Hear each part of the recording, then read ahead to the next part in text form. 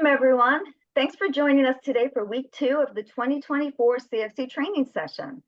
For those of you that are new this week, my name is Robin Neal. I am the board chair of the Combined Federal Campaign Foundation. On behalf of the Foundation Board, we're happy to be able to present this training conference, working in partnership with the Office of Personnel Management, Office of the CFC. The training, which will be held today through Thursday, is geared to all who support the program, including campaign leadership and staff, volunteers, donors, and nonprofits. At the end of each day, as Liz said, presenters will stay on at 4 o'clock Eastern to address any questions that you may have. Please note that on Friday, there is a DISC session for federal employees only. Government personnel will receive an email from Curtis Rumbaugh with additional details. Those who RSVP will receive the Zoom link for that session. Like all training days, it will be from 2 to 4 p.m. Eastern Time. A little bit of information on the CFC Foundation. We're a 501c3 nonprofit whose mission is to promote and support the CFC, one of the largest workplace giving programs in the nation. Your participation in this program has resulted in $8.9 billion to nonprofits since the CFC began in 1961. The foundation is not a participating nonprofit in the program. Our focus is working to engage, inspire, and empower all involved in the CFC to build a stronger CFC. Each month, the foundation hosts a national CFC committee meeting during which campaign stakeholders share ideas and strategize on how to promote and improve the CFC. The board and committee is constantly working to assist in growing the campaign in other ways that are meaningful in its impact. We're excited to begin week 2. This training truly is something for everyone, whether you're new to the CFC or a bit more seasoned. At the end of this week, we'll be sending out a survey and information on how to access session videos and supplemental materials. Thanks to those that completed the first week's survey, your input helped shape what we do moving forward. So thank you for that. Thank you all for being here and for your support and partnership and passion for the program. Before we officially begin the training, I'm going to turn it over to CFC Foundation, my CFC Foundation Board colleague, Jeff Brown, to share some words.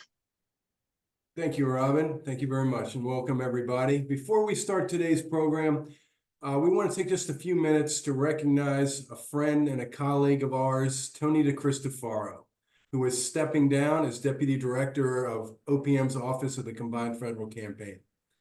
Now, Tony wasn't there in 1961 when President Kennedy signed Executive Order 10927, which is the order that basically created the CFC as we know it.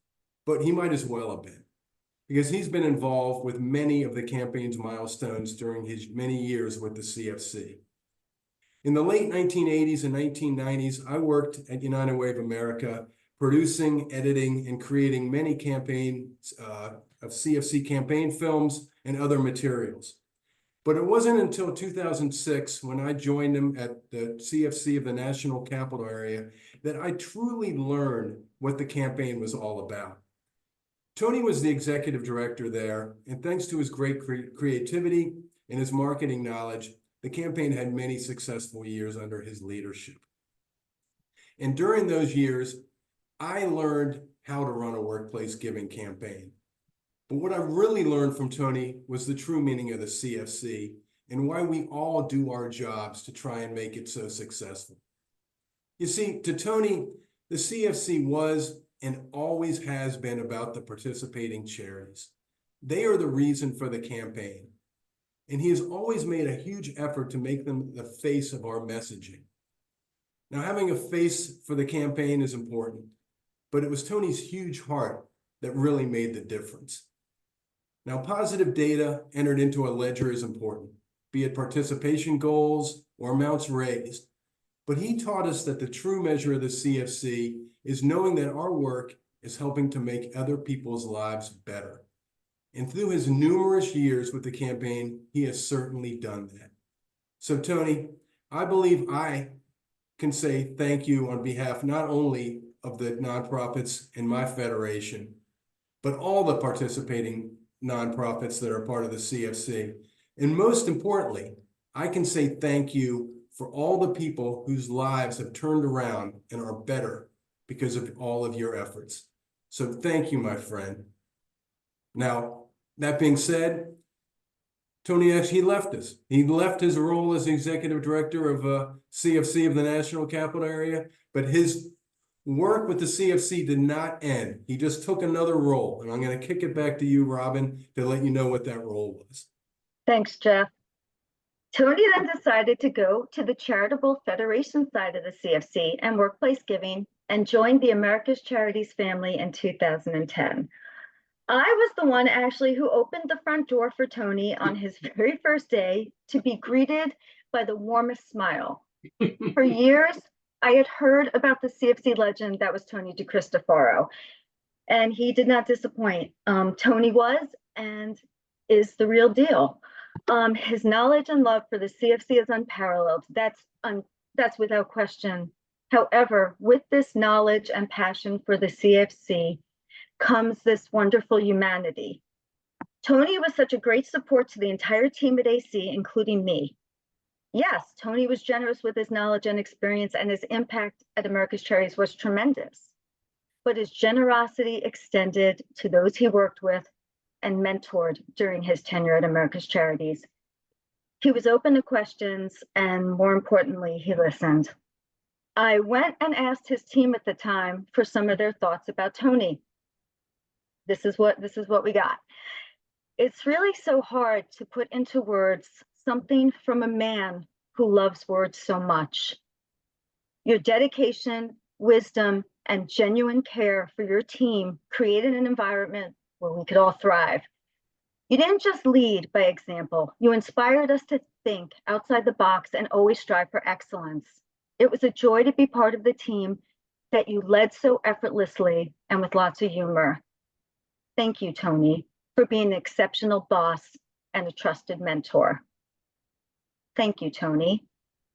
And in 2012, Tony left America's Charities, and I'm going to turn it over to Curtis Rumbaugh to talk about Tony's next journey. Thank you, Robin. After many years of supporting the nonprofit sector, Tony at long last joined the federal workforce by becoming the director of the Department of Defense Voluntary Campaign Office. In addition to being the campaign manager for the entire department, he was also responsible for the Feds Feeds Family, food drive, disaster relief solicitations, and managing a corporate communications office. And that work included events with the Secretary of Defense and even assisting with a documentary on September 11th Pentagon attack. Above all, though, I think his continued work with the loaned executives is really his lasting legacy because, like me, they found a great friend and mentor in Tony. Tony is someone who always stays positive and keeps perspective in any situation, which is really a superpower. And he is the epitome of a servant leader. I still get asked by people at the Pentagon all the time about whether I stay in touch with Tony and how is he doing. However, all good things must come to an end. After several years of leading the Department of Defense fundraising team, he left us too. Tony, we know you like going on adventures, be it on your bike, a car ride, or on foot. So to help you travel and begin to get the most out of your retirement, we have purchased you a set of trekking poles to be delivered upon your retirement. These will help you as you can freely roam your neighborhood, the coastline, or wherever the four winds may find you. But when you return home, we also want to present you with something that is a reminder of all that you've done for the combined federal campaign. Just as importantly, hopefully this gift will serve an expression for all that you've done to help others during your time with the CFC. Your dedication to your job is unparalleled, but what has made you such a special person truly is the size of your heart. In your decades of service to the campaign, please realize that due to your efforts, many people have received assistance that has bettered their lives. Tony, you have made such a difference in your many CFC roles, and please know that every time you return home, there will be an endless summer hydrangea waiting to remind you of just what a special person you are and how much we all think of you. Thank you, Tony. And now I'm going to turn it over to Keith Willingham, Director, Office of the Combined Federal Campaign. Thank you so much, Robin. And thank goodness Tony can't keep a job because he landed over in my office. And I've said this story a couple of times when Tony applied or said he was even interested in being a part of our organization. I leaped forward just because of the opportunity of gaining some knowledge and wisdom about what he's done in the campaign, far in excess of my joining this organization and beyond. And I've learned so much from you, Tony. But I hearken back to the days where, all of the payments that were dispersed to charities were to 200 and maybe 300 different payment organizations. And when you joined DOD, there was this little problem we had called improper payments. So I would get called to OMB and they would ask me, Keith, what are you doing about all these improper payments? And I said, well, I formed a committee of two people, myself and Tony DeCristofaro, and we're going to try to tackle this thing head on. And in a nanosecond, Tony jumped in after he had left America's Charities and just rolled up his sleeves and tried to figure out how we could connect with the comptrollers of the DOD and try to get our arms around this problem. Suffice it to say, we had some success in reducing our improper payment footprint to OMB's happiness. But in that process, I coined Tony as the man. And since then, I've been calling him the man on rules, calling him the man on contract negotiations, calling him the man with our OC effort, our marketing strategy. I just don't know where the campaign would be given all of the change that we have all experienced with it over the last 10 years if Tony wasn't involved. So thank you not only as a person who reported to me, don't know how that happened, but also somebody who's given me so much wisdom and knowledge about how to approach problems in this space. Thanks again, Tony. You will be missed. But we've been planning this for a couple years. Everybody else is just finally figuring out what's happening. And in that process of trying to figure this out, how we were going to make sure that Tony got off to a great start and could also knowledge transfer to someone else.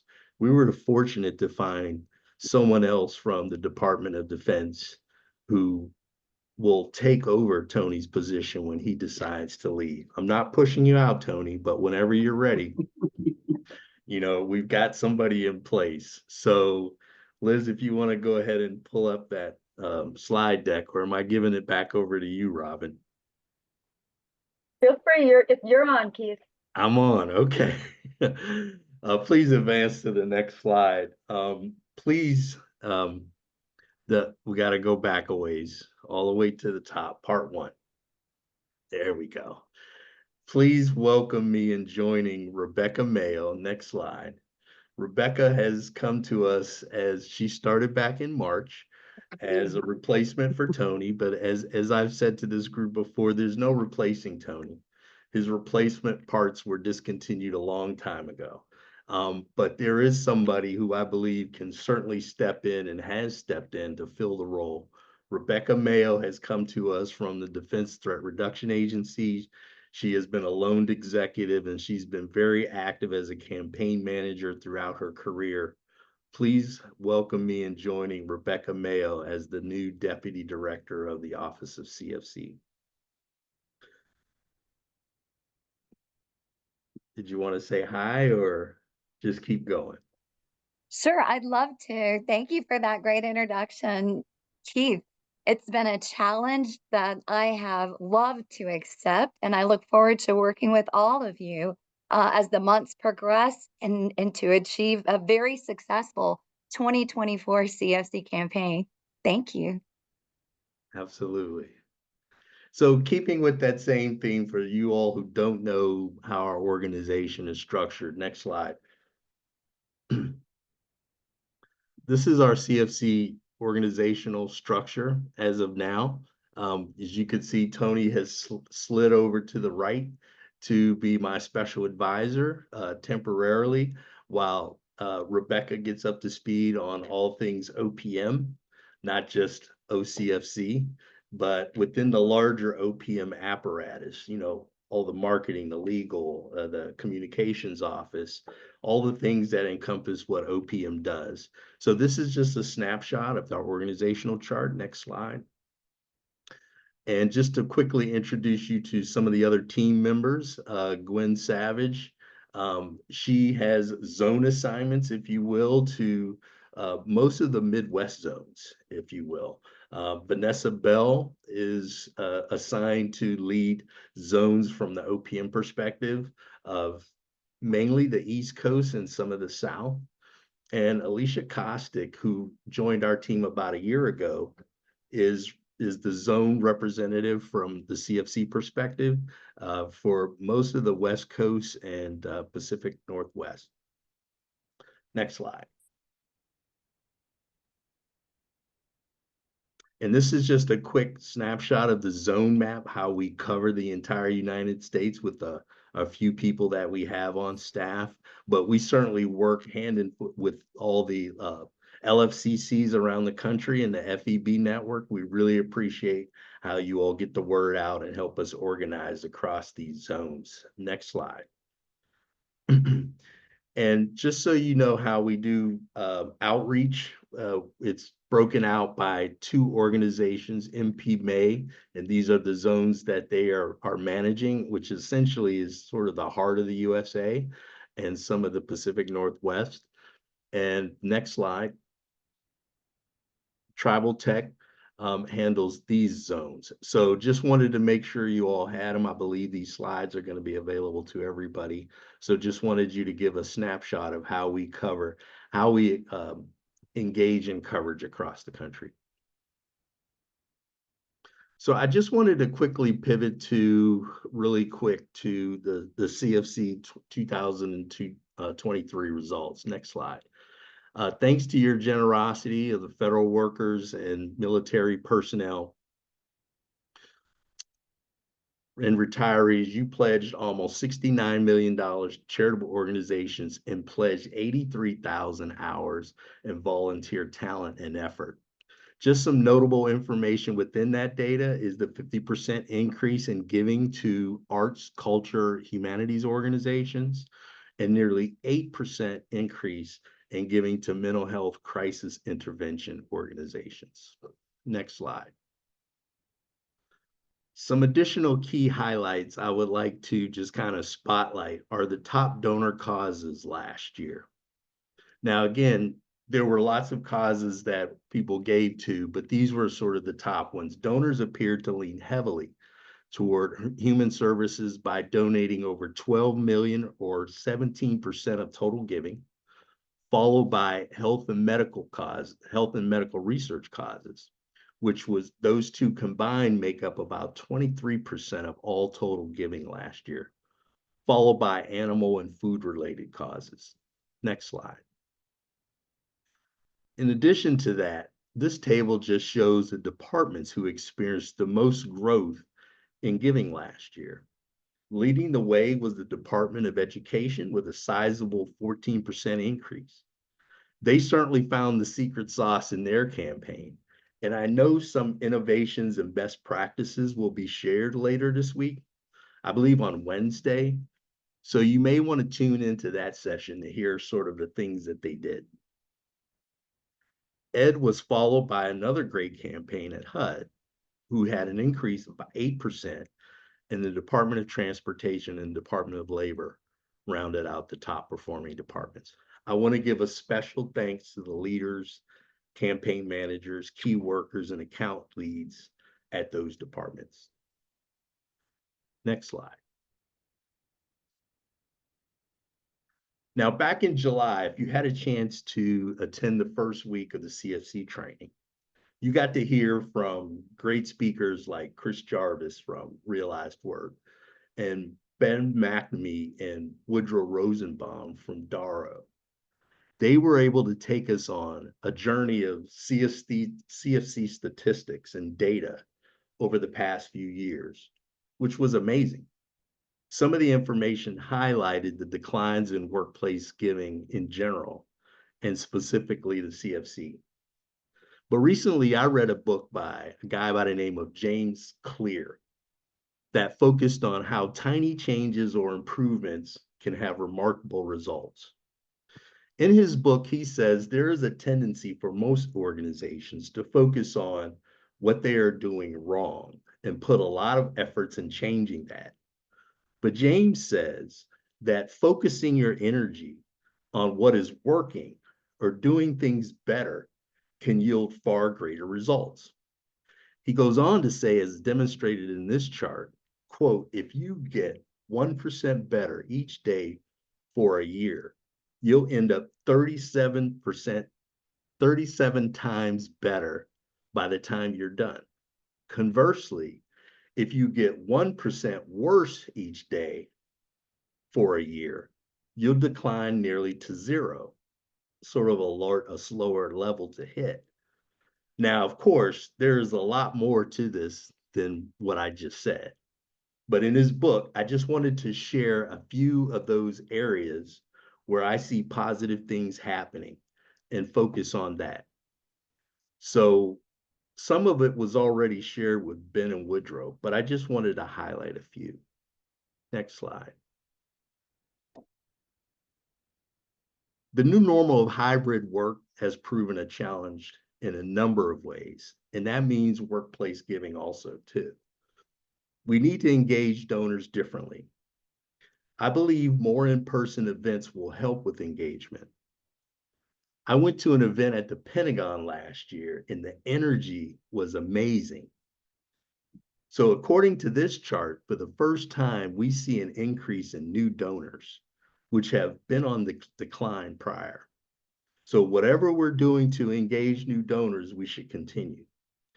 At OPM, we're emphasizing promoting CFC awareness and its impact to new donors through HR and chief human capital professionals at orientation. And I think this is a good start. Next slide. We'll talk more about this later, but let's be honest. Most of us are addicted to our phones, right? There are studies that says as many as 57% of Americans admit to being addicted. We don't want to encourage addictive behaviors, but we do want to make giving through our phones or apps easier. This chart shows that although the percentage of giving using mobile app is still low, it is a growing source of recurring gifts, and we need to capitalize on it, as it may be significant to our future success.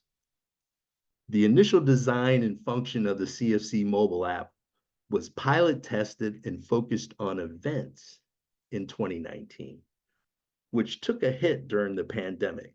So let's see if we can somehow improve the performance here. Next slide. For the past few years, we have seen that giving by retirees have been our fastest growing segment of donors, right? When we first sought the authority from the president to add this group of givers to the CFC, I thought the primary method by which they would give was be paper pledge forms. But surprisingly, that is not the case. According to this chart, retirees use online giving almost exclusively. I believe our messaging strategy also seems to work well with retirees, but there's also always room for improvement. Next slide. We are continuing to message about the CFC and its impact in multiple ways to get the word out. When we do, there appears to be a direct correlation in messaging and giving activity. For example, we can see spikes in giving activities when we send out messages, systems messages saying the system is open. We can also see spikes in giving activity when opt-in messages go out and when we communicate directly to retirees. We also see this pattern when we hold events. For example, a zone kickoff and especially communications leading up to Giving Tuesday. We have to continue to find additional ways to leverage this messaging strategy to keep momentum high going throughout the entire campaign.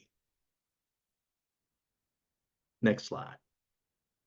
So just to quickly recap some of the things we've learned. We have to get better at engaging employees in the new hybrid work environment. Some say it's here to stay.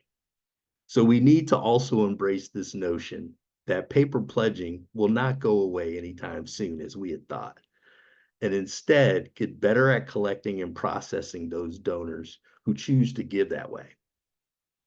We must figure out how to engage leaders at all levels. There are departments that are getting this right, but we have also seen the impact when engagement is lacking. Already mentioned is attracting new donors. New employees don't know about the CFC of old. So let's capitalize on the engagement and engage them at the very beginning of their career if possible. Charity retention is a big deal. Go back one. Yeah, thanks. Charity retention is a big deal, and we need to focus on that.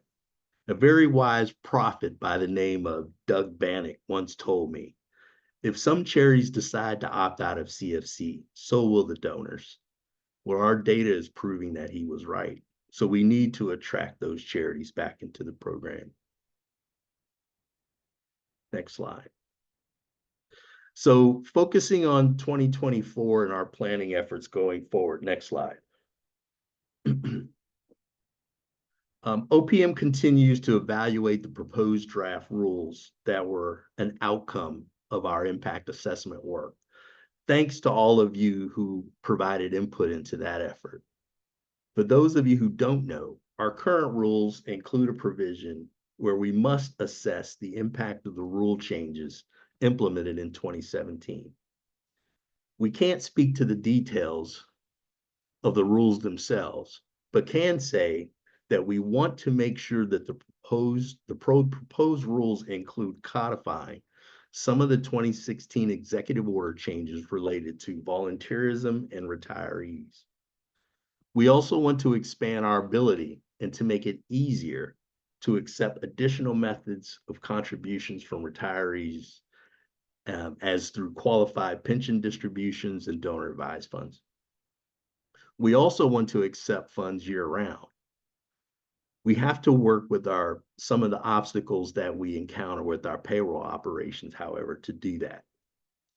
And the proposals must ease the burden on charities to apply. For example, raising the current threshold that triggers a requirement for an organization to obtain a financial statement audit. The cost of those audits continue to skyrocket and become a barrier for some charities to participate in the CFC. We're currently still working through all this with our lawyers and rules experts. Next slide. We will share our marketing strategy and approach later this week, but regardless, we have to focus on starting fast, starting early, which is easier said than done.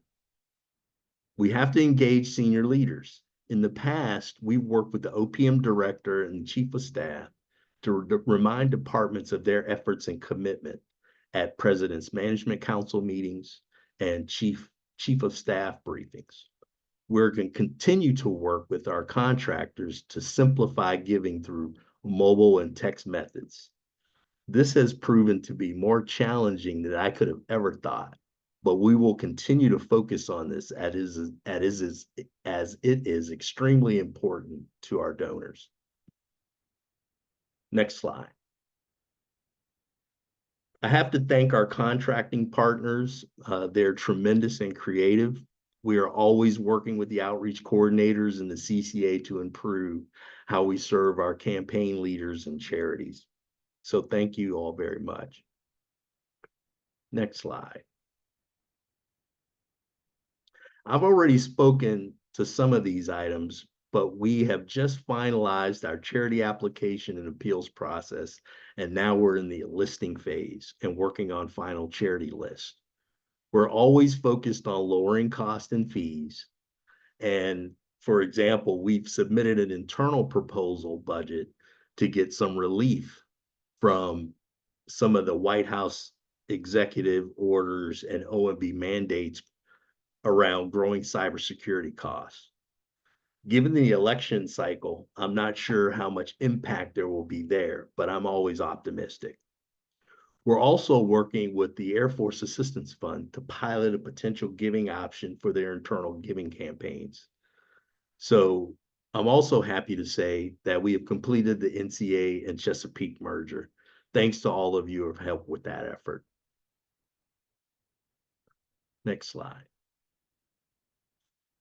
This is just a table of the activities for the past few months and what we're expecting to do over the next few months. Not going to spend a lot of time here, but only to say we've done a lot, but we've got a lot more to do. Next slide. So what's beyond 2025? And I know this is going out a little bit, but on the next slide, I just want to say one last thing before we shift gears. As many of you know, America will be celebrating its 250th birthday in 2026.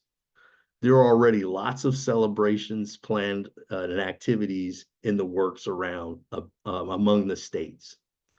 OPM has recently been approached on how it can help in one important aspect. There are plans to celebrate the work of public servants and their dedication to all of the important things that we do.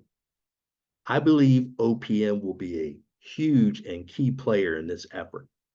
A few weeks ago, OPM leaders met with Rosie Rios, who is the chair of the America's 250 Commission, to discuss the role OPM could play in celebrating public service. Rosie talked about the role employees play in volunteerism.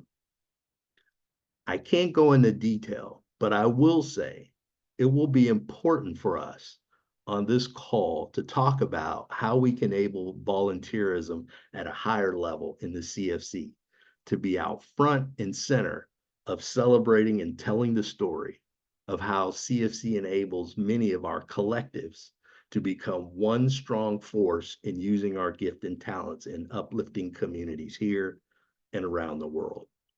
More to come on that.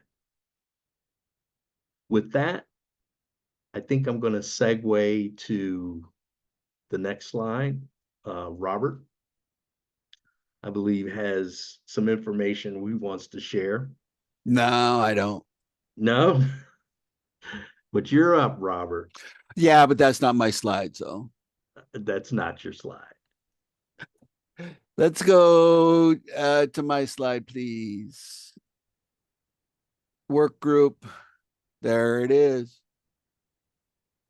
Thank you, Keith. Hey, so thank you everybody for joining us today. And I get the pleasure of talking about all the stuff that we did in our work group. And I am so pleased, Keith, to hear your presentation because you're already doing some of the stuff. So let me real quick talk to you about the CFC 50 Commission Revisit Work Group. We recognized a need to identify areas of improvement that we could offer to OPM. And so we formed a group from across CFC, federations, charities, federal workers. We came together, we formed some groups to focus on donor participation, charity participation, and then everything else. We made our recommendations to OPM concerning the donor portal, the mobile app, a whole bunch of stuff. And we've identified some pilot project opportunities that still need government sponsors and the campaigns to actually carry those forth and get OPM permission to execute those pilots. All of those pilots are within the guidelines of what we've recommended, and it's piloting programs to really increase the charities. As you said, Keith, without the charities, the donors won't be there. And we really think that we've got exciting options for bringing back roughly 20,000 charities if they're all willing. Hopefully OPM can manage the details to bring those all back. We provided in the chat, I believe, did we put the report in the chat? I don't see it there. Not yet. I will do that Okay. now. I'm waiting for your direction. Oh, thank you, thank you, thank you. So the report that we produced to OPM, sent through the foundation from the work group, is on Keith's desk, although I got his out of office, so I don't know if he's seen it. And that's what we're here about today, is to talk about those recommendations. One of the really great things that I enjoyed from the first session of training was Chris talking with the AI, and I was really, really happy to see that AI was coming up with a whole bunch of suggestions that the group came up with. They did it a lot quicker with a lot less pain, but AI came up with the same ideas that we did. So there we go. Keith, it's on your desk. What do you think? All right, Robert. Well, thank you as usual. So if you could put up the next set, if you would, Liz, that starts at part 2. And then you can quickly advance to the next slide. So just so you know, Robert, I did get the report.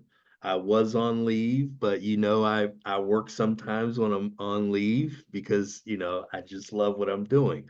In fact, I am coming to you all now on vacation, but I'm overjoyed to be able to be here. So if you could advance to the next slide.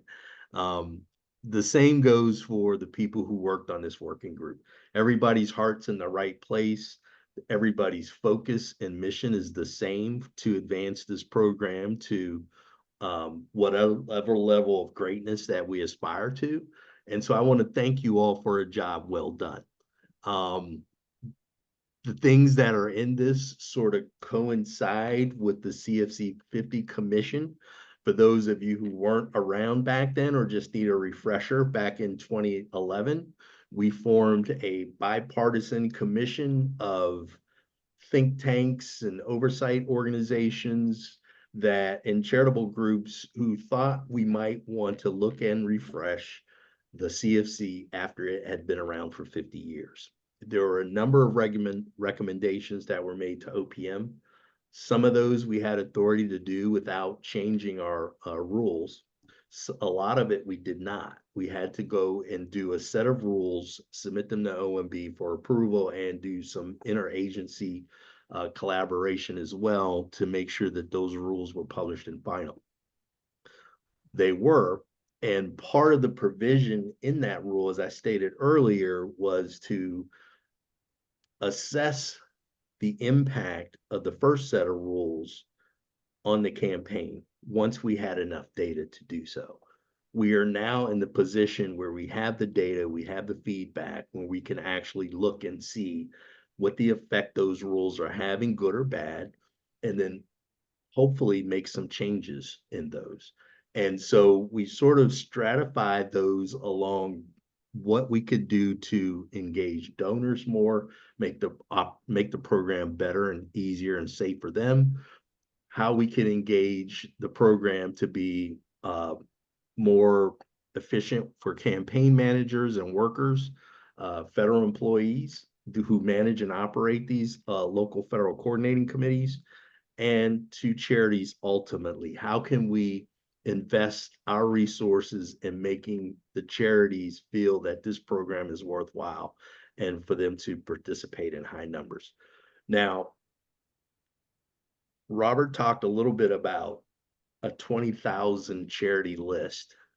And I know we've had that in the past. I don't think it was a singular list. They were lists that were throughout different locations, but combined, we had about 20,000 charities. Looking at our, I won't say predictive models, but I will say that some of the data that we've seen is that we have a very robust campaign, and most charities can benefit, meaning donors give through the system to those charities, where we're right around 8,000 to 10,000 charities. Now, there may be some folks who disagree with that, but that's just sort of what the data is saying. But we certainly welcome all charities that feel it's worthwhile for them to participate, to apply and participate. We have also decided, in looking at that report that we recently received, to sort of have folks on my staff assign various segments of the report. So the overall reaction, I think, is very good. We certainly applaud the effort, and we're now starting to take a deeper dive into that report. Next slide. So as I mentioned earlier, some of the things that are recommended are within our current authority. We can do based on either our policy guidance, our contracting authority. We may need to build some new requirements depending on who's going to be tasked to sort of implement it. But we do realize that some of it is within our existing authority. And Keith, if I could, we really tried to focus on that. We really tried to focus our efforts where we didn't need to jump through the regulatory hoop. We tried to come up with suggestions and recommendations that OPM could act on within what we perceived as your authority. Of course, the lawyers are going to have a say in that, but you know, we thought we'd support you in that regard as best we could. Absolutely. And the report, from what I was able to read on vacation, Robert, was that it's very organized in sort of pros and cons and what can be achieved now versus later. So it is easily digestible. And so I'm assuming that if it's in the chat, some people are already thumbing through it, they can see that for themselves. And I must acknowledge, I have to take the time out. Linda Siegel is the most dedicated retiree I have ever known. She stepped up. She went back. She reviewed the tapes. She made sure that she captured all of the discussion that was going on. She broke it down between all of that. Oh, I cannot thank Linda. Are you there? Show yourself. Shout out to Linda. Shout out to Linda. You were awesome. I cannot thank you enough, Linda. I love you. That's it. I love you. So if we were using an emoji, Linda, Robert's head would be popping off right now. Yeah. So, Thank you. I'm not going to put myself on camera because I'm not camera ready. You're not camera. Well, we Linda, appreciate your dedication regardless. You did such a great job with that report. Our work group benefited from you being there because I could have never done that. So advancing to the next slide. So, and again, sort of trying to take these in chunks. If we looked at our existing authority to put a QR code on the pledge form, I think that's something that it's not low hanging fruit, but we certainly can put it in the, implementation process. Improving text to give. I've had a lot of conversations, more than I could ever imagine I would have with our contractors and phone carriers and things like that, just to make a short text to give. We're still in the process of massaging that and seeing what we can do under our existing authority. Aligning charities with government mission. I think we do some of that already. We make sure that the Department of Agriculture, if it wants to emphasize food and nutrition, it certainly can. And make that alignment clear for those organizations who feel that is a benefit of engagement. Better engagement training, we certainly believe that's within our authority and are going to ramp up the effort to make that happen. Increase events. This is again another one that's within our authority, but because of this hybrid work environment that we have now, I think it's made it a little bit tricky on how we go about that. So, but again, certainly within our authority to do. Lower fees. We're constantly trying to press the envelope to try to make sure that we don't press it so hard that we lose some value in our contractors doing things, but at the same time that we're very careful and watchdog-like when it comes to how the money's being spent. I talked a little bit about improving the mobile giving app. That is definitely something that we should do. And I talked about its initial intent when I went to our vendor and said, hey, we need something that sort of replaces cash. That was sort of the problem I was trying to solve back in 2018, 2019. Well, the world is very different post-pandemic, right? It was supposed to be something that replaced cash as a functional tool at events. That's how we piloted. That's how we designed it. we now have to reimagine what that app looks like so that it can be more less clicks, so to speak. But in doing so, there are other hoops that we need to make sure that we manage. But that's I won't say any more about that, but that's within our authority. Next slide. The timing. So if I could take the 25 things off the table and just kind of focus on 24, those are the things I just mentioned in the last slide. We definitely believe that there are some roads that we can make, some inroads we can make to getting those things. Maybe not at the start of the campaign, but some of them certainly we can. If I look at the 25 side, that will probably, again, require some reinventing the mobile giving app, expanding electronic payments. I think we've done some expansion already by adding Venmo and other things. There are also some hurdles we need to manage with some of the agencies who conveniently have zero threat policies for IT equipment. And so we're working with and through them to try to make sure that everybody who wants to give can give easily and have access to all the tools that we have out there. Year-round giving access is, again, I think something down the road we'd have to look at. What does that look like? Some of our payroll partners are not, how should I say, using 20th century technology. And so we have to work with them where they are. And some of them are really struggling to try to, again, reduce the threat on their particular systems. And so they're not really open to a lot of changes that aren't related to that. But we do have pretty good relationships with them, and we're working with them as closely as we can to see what that looks like. And also, how would that affect all of our other processes that happen when the CFC solicitation period is closed? But we definitely advocate year-round giving. Giving by cause offset. I think that's something I'm have to read a little bit more about, Robert, and what exactly we're looking for there. I know the gist of it. I think an argument was made, pros and cons, as I read and skimmed through it. But we just want to make sure that we're we're trending in the right direction in terms of the overall campaign. Yeah, and I mean, the regulations require us to designate all donations, but it doesn't require it designated to a single. And so we're trying to come up with ways that is going to appeal to our donors, that are going to reduce their number of clicks. If they want to use the mobile app, maybe they can just donate to a cause that is this group of agencies. Right. Of course, the details are that every donor needs to be able to designate where their money goes and where their money doesn't go. So right. They would need the drill-in ability to, if there is an agency in there for a cause that they do not support, they could uncheck that box for their donation, and their money would not then go to anybody that they were not designating. That is an absolute key to donor recognition and donor honoring of their donations. Absolutely. Great.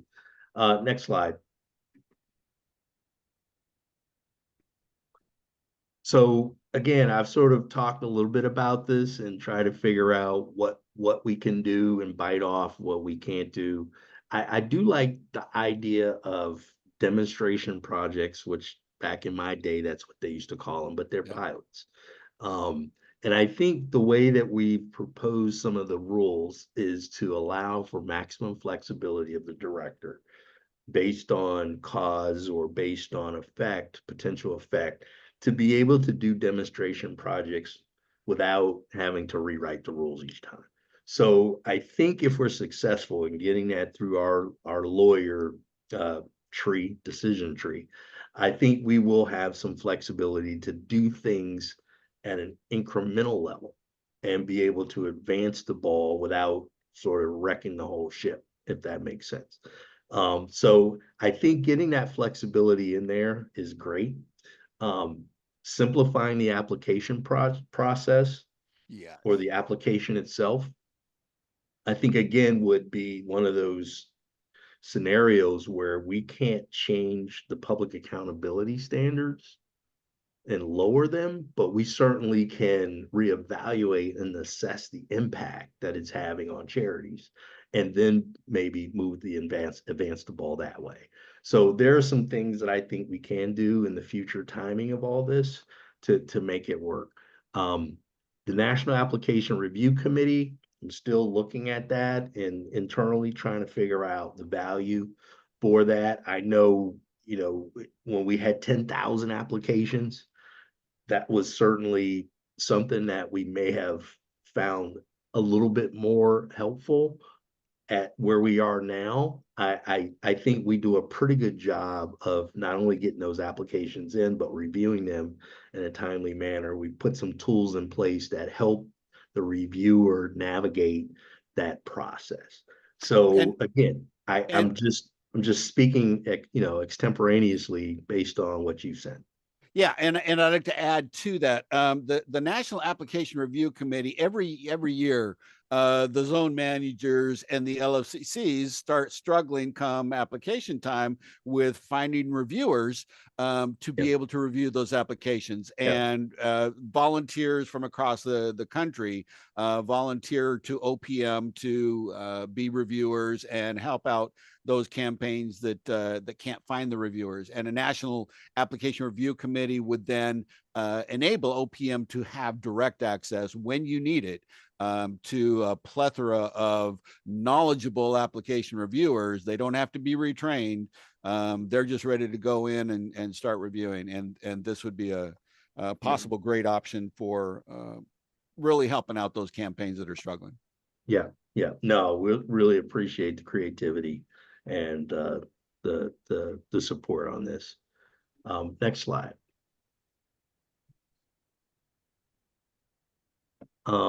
Again, don't want to rehash this too much, but I think what this is trying to describe is what's in our authority for donor experience, increasing the donor experience, and what could help increase the charity experience. And we've talked a little bit probably about each one of these bullets. Next slide.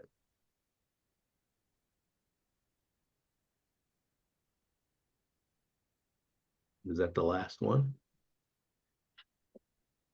I don't think I had a Q&A slide on the back of this because we're doing Q&A. Yes, that was your last slide. Okay. All right.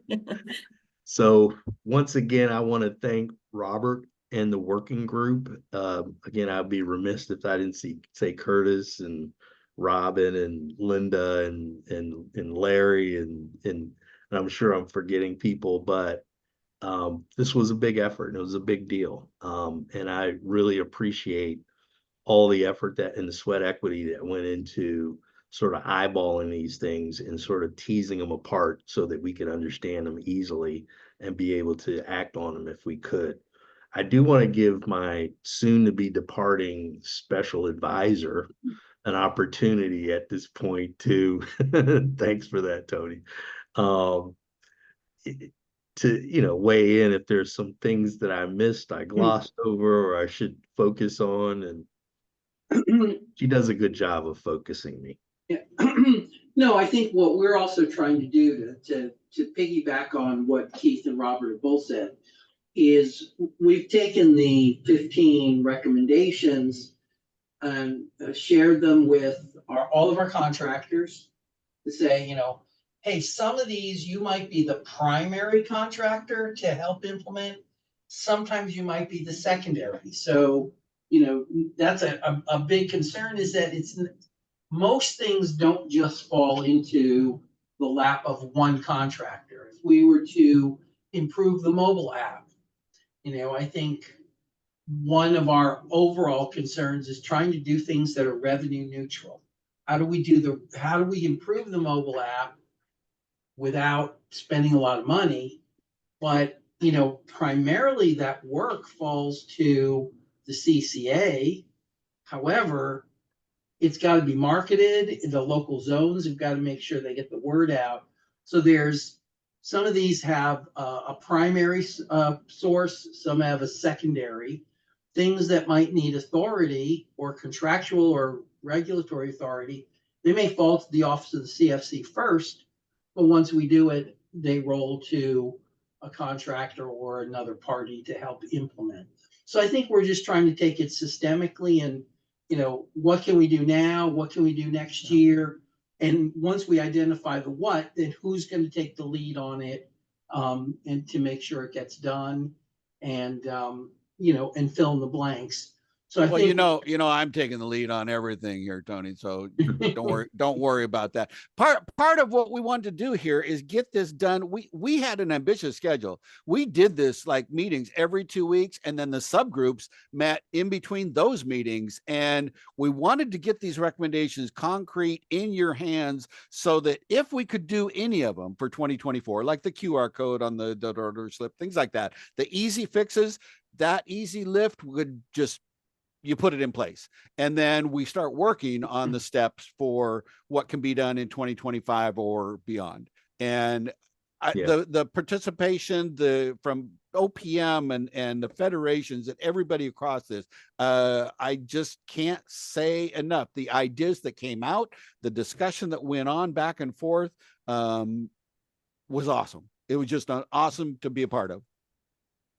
And I hate to beat this drum too much because I know we're going to come up on break here in a little bit. As much as we might have my priority or the agency's priority, the White House comes in and usurps all of that with a huge, cybersecurity data call or blitz, and it's like all bets are off. And so you try to, keep the momentum going on something that you've started, but it can easily get put to a secondary level shelf really quickly, if there's a real known threat out there. As you all know, if you were flying a month ago, when that cyber threat downgrade, I should say, was instituted, where most of the airlines were just ground to a halt, that just came out of nowhere. And out of that came other things that we needed to focus on. Yeah, it to wasn't make even a sure cyber that attack. right, to make sure our ducks were lined up and we Yeah. weren't going to be part of that. I'm not going to say the name of the company because you can probably get their stock at a value right now. But at the same time, those things are happening all the time. That's just the one that got the latest press. So we are working to try to make sure that we keep things on our sprint schedule that we placed on our sprint schedule, but sometimes things get bumped around. So I'm curious to hear from the 320 some odd people. Questions for Keith, questions for Tony, questions for Rebecca, questions for me. Put them in the chat. So there was one Unmute. question in the chat for Kathleen Carr Sharp. It said, Venmo sounds great. Can we put a QR code in our email signature when we're sending emails to federal employees? Yes, but see, a QR code will point to the overall CFC. Our QR code will never point to a specific charity. So again, the principle behind what we do so often is we have to be fair to all. So while you and a charity can promote yourself, we won't have a QR code that will promote individual organizations.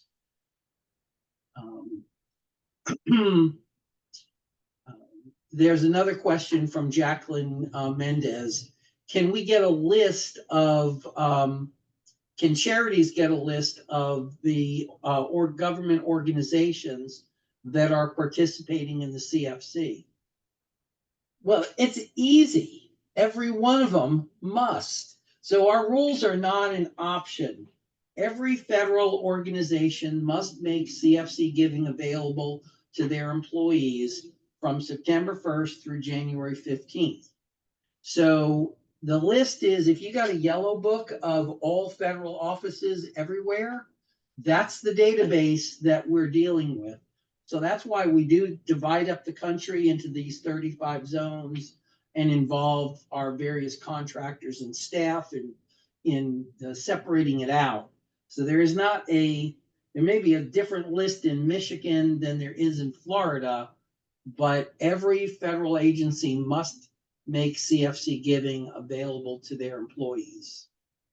And the OPM director sends out a memo every year stating just that, please make this a priority, allow folks to participate, and also take leadership roles within the program. So that sentiment is echoed across all departments and agencies. So Tony's correct. And there was another question, is this training today and this week? We're a first-time charity in the CFC. Should we really be participating? If you or some of your staff can listen in, I think at the end of this week, you'll know more about the campaign than you do today. You might still have more questions, and you may want to contact us at cfc@opm.gov.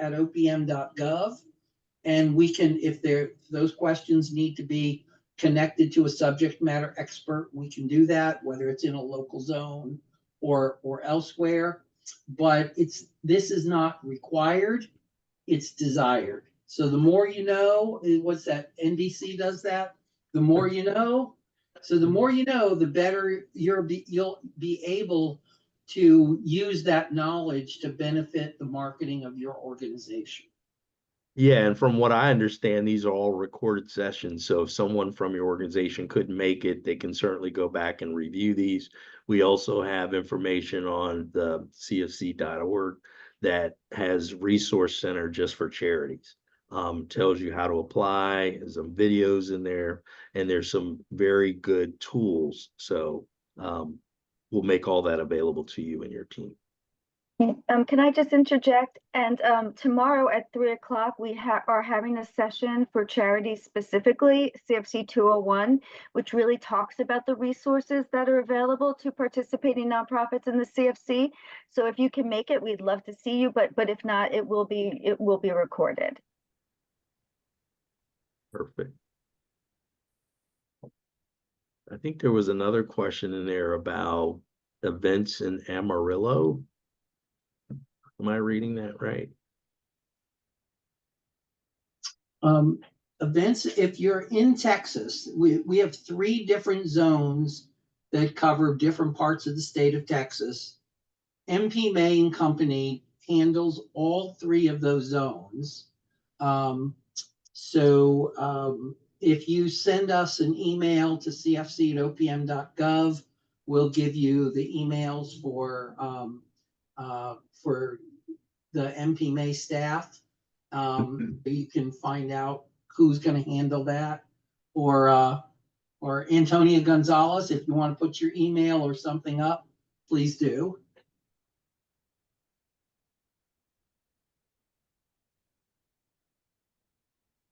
That's essentially all I see. How are we doing on time? It's about 10 after 3, so I think we're good. Okay. Yep, our next session begins at 3:30. Okay. Good. Does anybody have any questions for anything that we've covered that has not been put in the chat that you want to voice? Or a good joke? We haven't had a good joke in a while.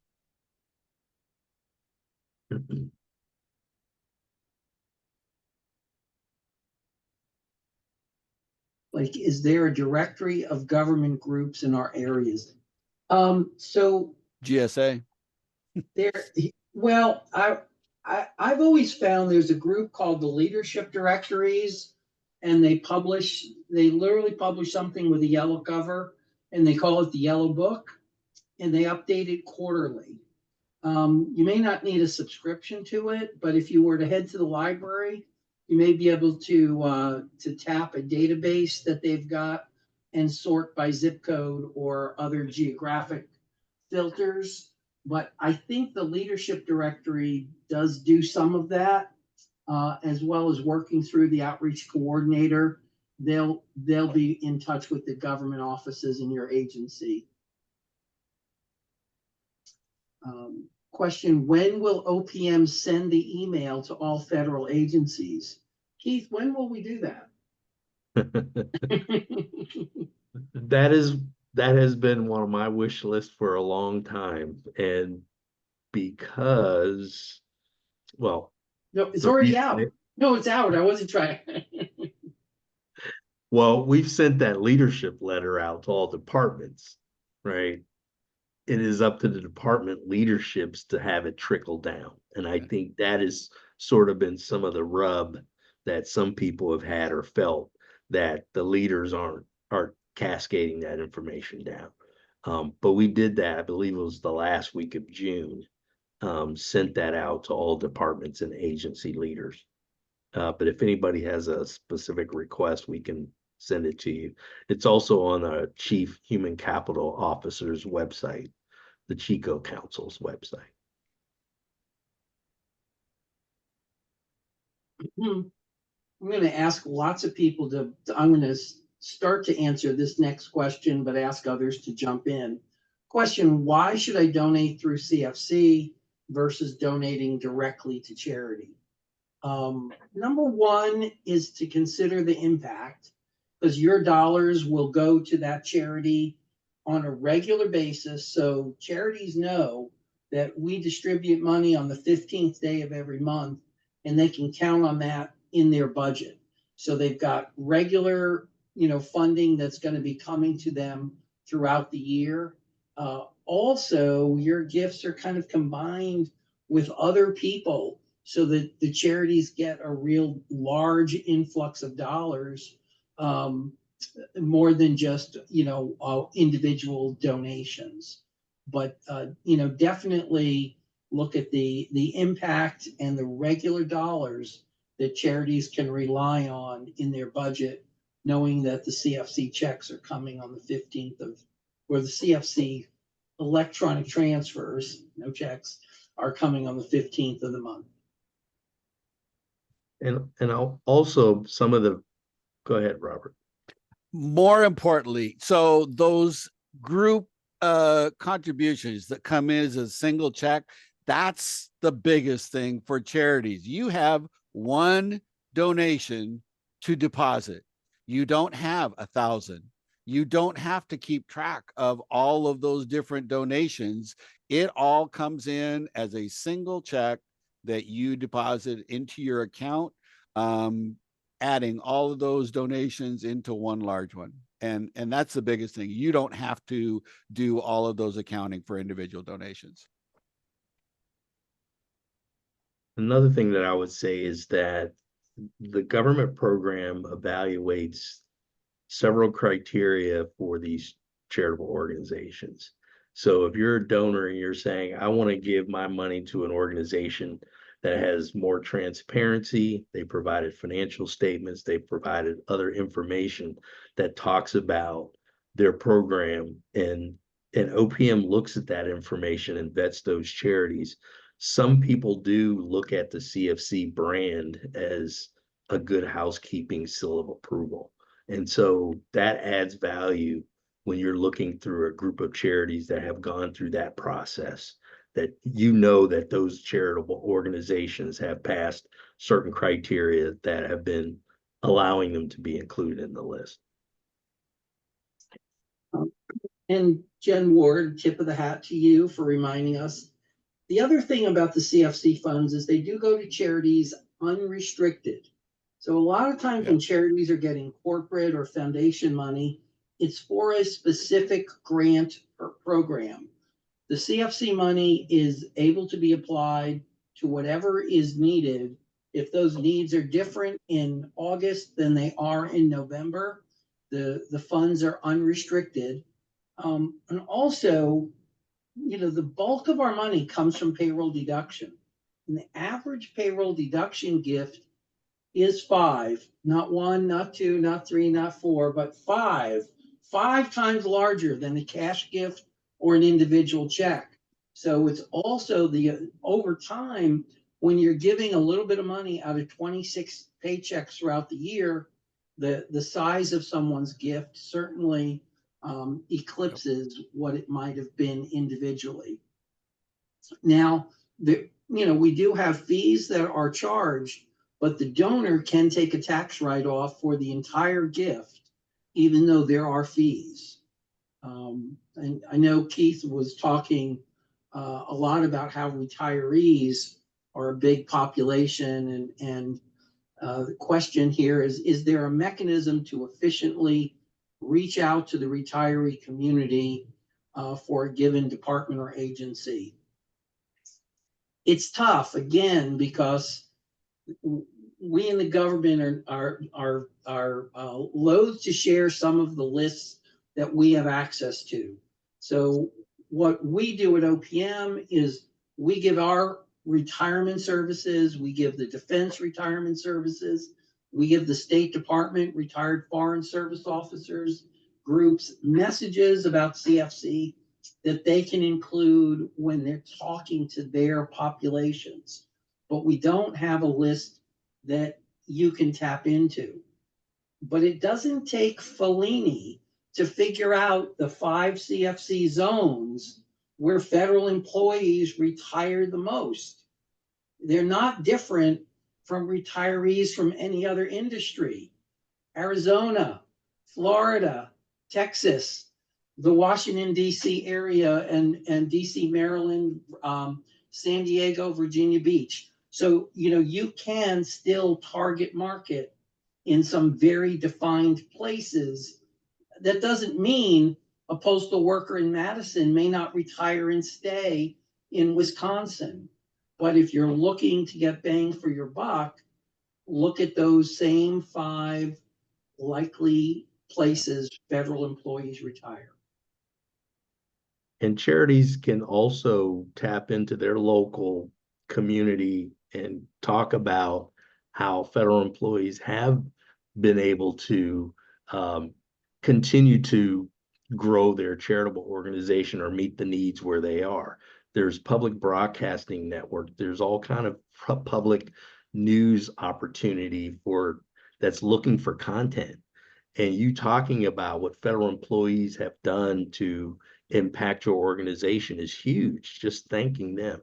So there's opportunity, like Tony said, in those specific areas for retirees, but in general, there's always the opportunity for social good commentary in the local markets.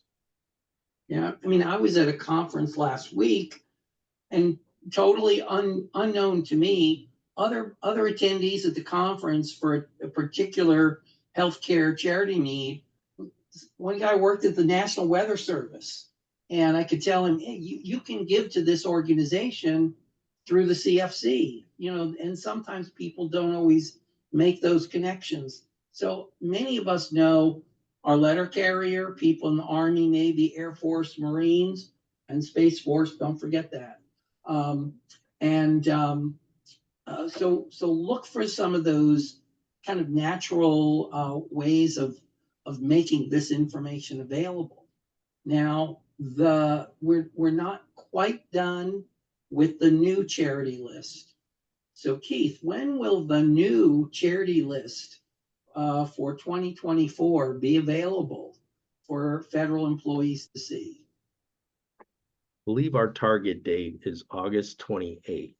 If Vanessa's on the line, she can correct me, but we're looking at, I believe, next week, getting that final list done and complete. And then we'll load it into cfcgiving.opm.gov, and that will be viewable on September 1st with the updated list.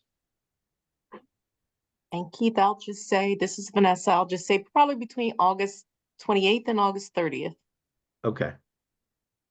So in that same week, so that's our goal. Another thing that we want to advise all agencies to do is, whenever possible, take the CFC materials, the logos, everything, co-brand. Like Keith said, some people look for the CFC moniker as the good housekeeping seal of approval. When it comes to shopping for charities, and we are that. We vet all of the agencies thoroughly. And so if you could take the CFC logos, incorporate any of the causes or anything like that into your native marketing, I would love to tune into a commercial and watch Marlo Thomas say, and oh, by the way, we're in the combined federal campaign, donate through, CFC to Children's Hospital. I mean, St. Jude's. Marlo Thomas.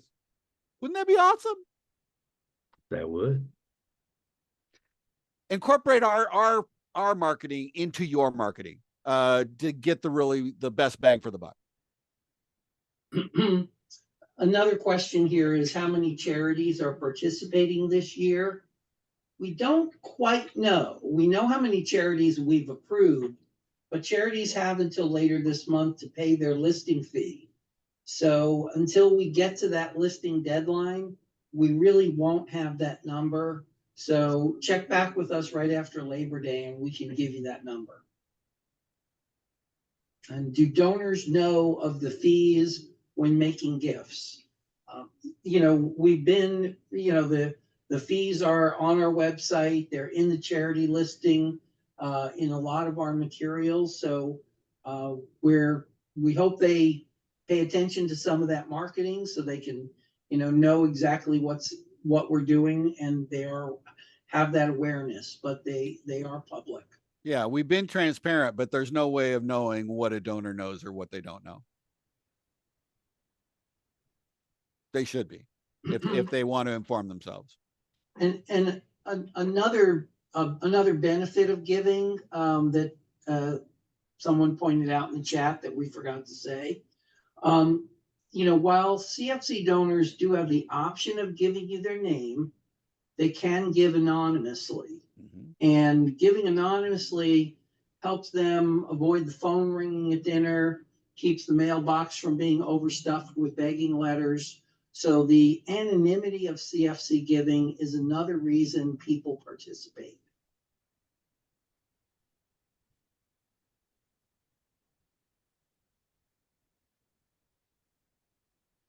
Well, I really appreciate the interactive nature of this particular presentation. Even though we're virtual, I feel like there's some camaraderie to certainly the presenters and the conversations that we've had. I know this is the second week of this training, and so there's a lot of momentum already experienced, but I think there's more to come, according to Robin and Curtis this week, with a full agenda. So I would certainly encourage those who found this valuable to tune back in tomorrow and the rest of the week. And if there are opportunities, or should I say questions that we did not get to, we will certainly try to respond and get those answers back out to you. Two more quick things before we go and take it back to Elizabeth. People have said they haven't seen the CFC marketing information. Is there another place they should look? We have a .org site, givecfc.org, in addition to our giving and application site. So our marketing materials will all be posted there. The outreach coordinators will use those and share them with federal employees. So givecfc.org for those materials. And then there was a comment about, what about people who volunteer and don't release their name? We cannot require anyone in the government to release their name for any reason. We strongly encourage it. We have probably 4 or 5 reminders. When somebody says they want to donate hours to their favorite charity, we give them at least 4 reminders to make sure they release their name. But if they don't, the responsibility is on them to contact you to fulfill that pledge. But we can't release anything that the donor doesn't authorize to be released. I also see another question. Will there be a face-to-face kickoff for all charities? Will invites by agency be sent by mid-September? I don't think there's like a one face-to-face kickoff for all charities. There may be some virtual events. Again, we're still in this sort of hybrid environment, but depending on where you are, the outreach coordinator may be able to inform you about a kickoff timing or whether there will be events that are hybrid or in person. So I'm not sure which zone you're in, but all that information is in the works now. And so the outreach coordinators will be reaching out, talking about events and kickoffs that are scheduled in September and beyond. Keith, I wanted to jump in really quickly. When Tony mentioned the givecfc.org, I put 2 links there in the text. The first one says donors, but you could just click on campaign workers and get right to it. I pasted the direct pinpointed address down below it. And there are many individual marketing materials that have already been approved. They're beautiful. You should go and check it out. Get excited about the campaign. We have the weekly templates for the causes of the week. Take a look at what we've got there already. Excellent. Thank you so much, Rebecca.